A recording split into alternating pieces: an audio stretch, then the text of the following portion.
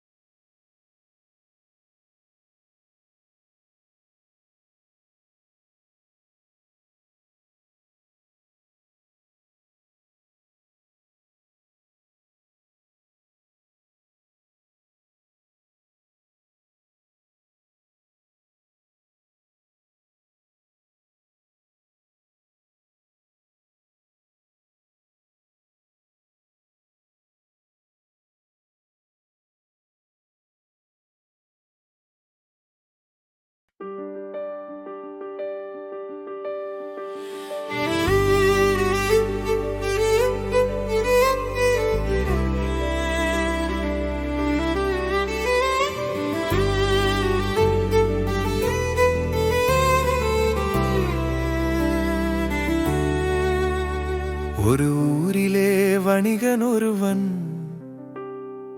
ஆடுகளை விற்று வந்தான். ஒரு பை நிறைய பணம் வைத்து மகிழ்ச்சியோடு நடந்தான். இந்த பணத்தால் ஆடு வாங்கி மேலும் மேலும் விற்றிடுவே.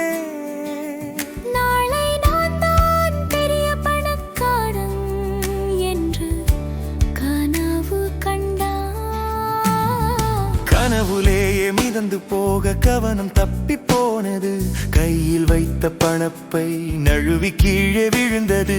வீட்டுக்கு போய் பார்த்த போதும் பணப்பையை காணவில்லை. எண்ணி எண்ணி கவலைப்பட்டு கவலையால் சுரவடைந்தார். அடுத்த நாளே அரசனிடம் ஓடி சென்று சொன்னார், என் பணப்பையை யார் கண்டார்? பரிசு 40 பணம் தருவேன்.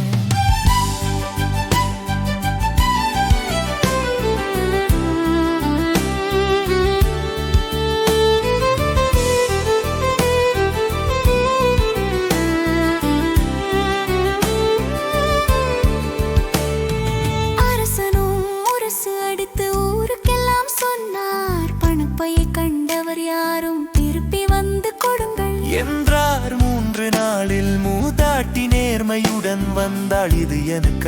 அரசே என்று பயை தந்தாள். அரசனும் மகிழ்ந்து சொன்னார், நல்ல மனசு உனக்கு. வணிகனை நோக்கி கூறினார், பரிசு கொடு அவளுக்கு. பையை வாங்கி எண்ணி பார்த்தான், பணம் குறையவே இல்லை. ஆனால் கஞ்சமனம் அவனுக்குள் நல்லதை செய்யவில்லை. என் பையில பணம் அதிகம், இப்போ கொஞ்சம் குறைவு என்று பொய் சொல்லி நின்ற கோபம் கொண்டார் அரசனும். நீதியுடன் சொன்னார், இது உன் பை இல்லை போல வேற யாருடையதோ என்றார்.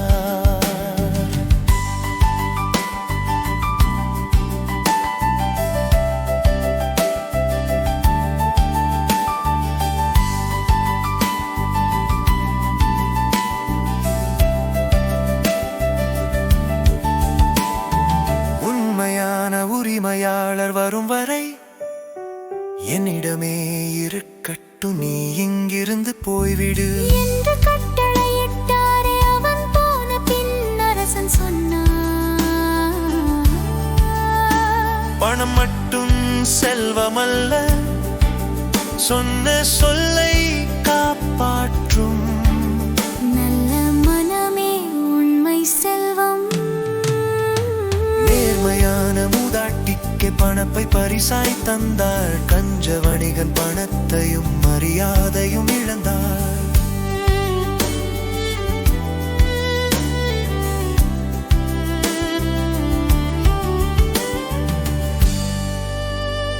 மாணவர்களே, உங்களுக்காக இந்த காணொளியை உருவாக்கியது நாகராஜன், கன்னியாகுமரி மாவட்டம்.